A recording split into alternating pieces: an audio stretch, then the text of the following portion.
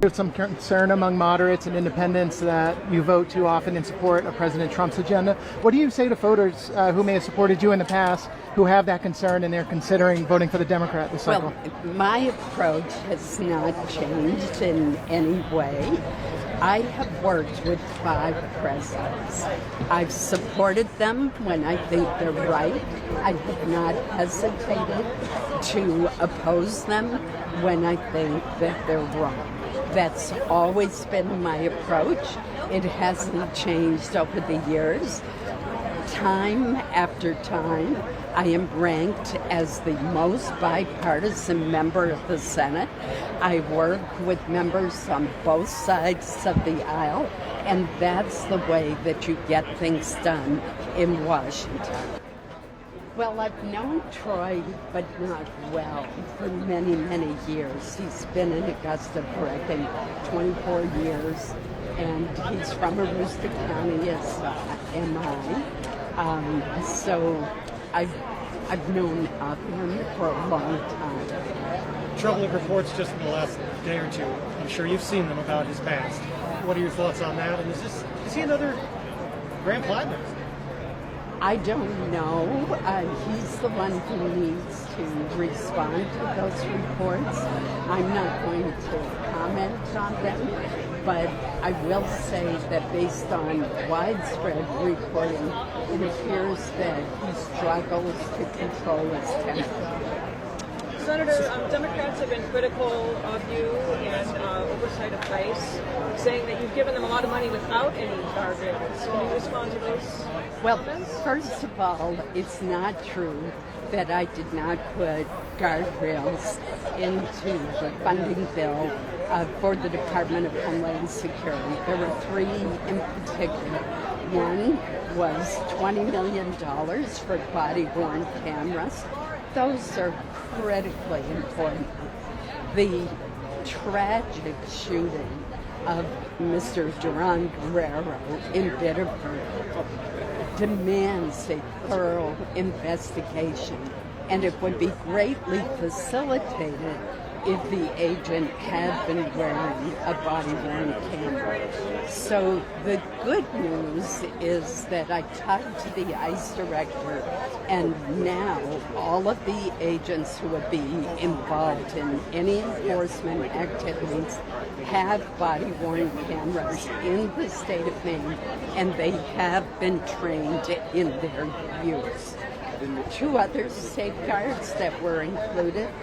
One is a 17% increase in the budget for the Independent Office of Inspector General, which investigates shootings like this one or other allegations of misconduct.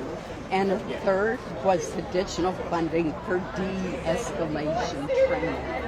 I think what happened is too many of the immigration and customs enforcement and border patrol agents were sent out there without proper vetting and without proper training. I did support the funding that was in a separate bill, because if we don't keep this agency going, we lose the Homeland Security investigations. That is a critical part of this agency. It investigates human trafficking, child exploitation, drug smuggling, international cartels, international financial scams, counterfeiting goods, and it's critical for the safety of our country that we keep those activities going. That doesn't mean that ICE doesn't need improvement. It clearly does.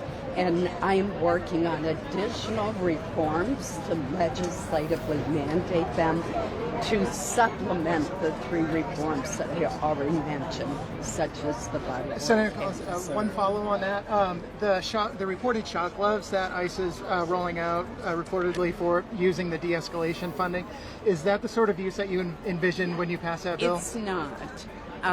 The money that we put in for de-escalation training was intended to help agents deal more effectively when there's a large crowd that appears to be getting out of control, and it was teaching them techniques on how to deal with that. Is there anything you Last can do to stop question. that? I Wait, have will one be more, though. following up with that, with ICE on that. Yesterday, you posted on Facebook that ICE agents in Maine will now have body cameras. Correct. Are you able to ensure that they will turn them on? If so, how are you going to enforce it? Yes, I have discussed this at length with the head of Immigration and Customs Enforcement, and they have been trained in their use. And they will be required to, at least one ICE agent will have to have a body-worn camera whenever there is an enforcement activity underway. I'm going to be meeting with the head of the agency periodically. We've already talked about that to ensure that we're continuing to make progress. And again, I'm working on other reforms as well. Senator, yesterday in Portland, in front of your office in Portland, Debbie Murphy Anderson, the executive director of the Democrat Party, refused to acknowledge allegations, multiple allegations of abuse on women by your opponent, Troy Jackson. Doesn't the Democrat Party have a responsibility to address allegations against women? And what does that say about the Democrat Party and the vetting of their candidates right now? Well, again, from my perspective, it seems to me that vetting is very important. We learned the failure of vetting with Graham Platform, but that's really up to the Democrats. Thanks, Senator, one more question.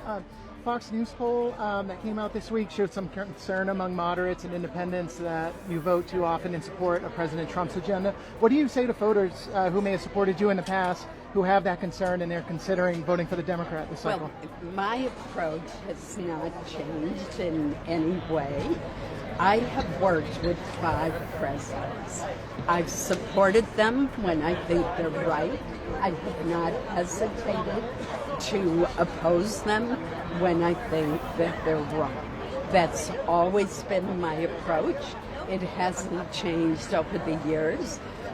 Time after time, I am ranked as the most bipartisan member of the Senate. I work with members on both sides of the aisle, and that's the way that you get things done in Washington. Great. Thank you. Thanks, guys. That's it. Where will we Thanks. see you next?